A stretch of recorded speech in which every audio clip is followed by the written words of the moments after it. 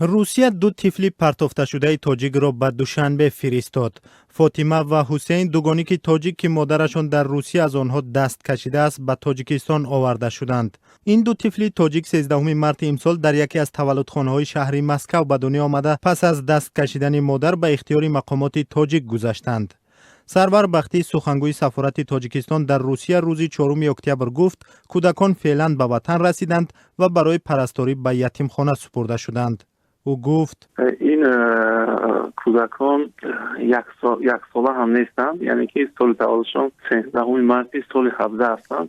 اینا دوگانیک هستند. چند روز پیش با همکاری با نمایندگان وزارت کارهای داخلی تاجیکستان حجت‌های اینا رو ما درست کردیم و به وطن اینها رو برگرداندیم. یعنی یکیش تاشمت و فاطمه رحیمبوی بودن، دیگرش تاشمت و حسین رحیمبویویچ.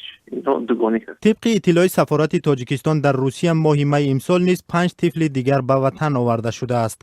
اینها کودکانی بودند که سال 2016 به دنیا آمده به دلایل گوناگون والدان از آنها دست کشیدند.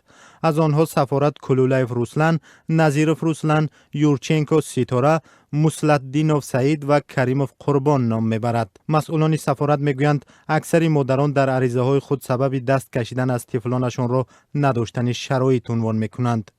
باباخان ابراهیموف یک مهاجر تاجیک در روسیه روز 4 اکتبر گفت از روی مشاهده های او اکثرا زنان تاجیک از فرزندان دست میکشند که بدون نکاح به دنیا آمدند.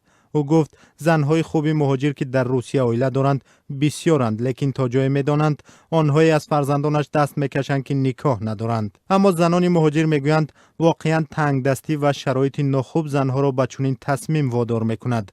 گلدانه نورو یک زن مهاجر تاجیک در روسیه روز 4 اکتبر در صحبت با رادیو آزادی گفت اکثر این کودکان بدون خواهش والدان به دنیا میآیند. این زن که 8 سال باز در روسیه مهاجر مهنتی است گفت زنهای مهاجر در شرایط دشوار کار و زندگی میکنند که امکان نگاه و بین کودک را ندارند. آنها خودشان از شوهرانشان جدا شده بر روسیه آمدند و اینجا با یگان مرد تاجیک یا قفقازی نکاح میکنند، ولی وقتی حامله میشوند در بسیار وقت شوهر آنها را ترک میکند. به گفته گلدانه نورو و مهاجر زنان تاجیک در شرایط خیلی سنگین از کودکانشان دست میکشند. سفارت تاجیکستان در روسیه پیوسته برنامه‌های بازگردانی اطفال یتیم و پرتافته شده تاجیک را از یتیمخانه‌های روسیه راه اندازی میکند.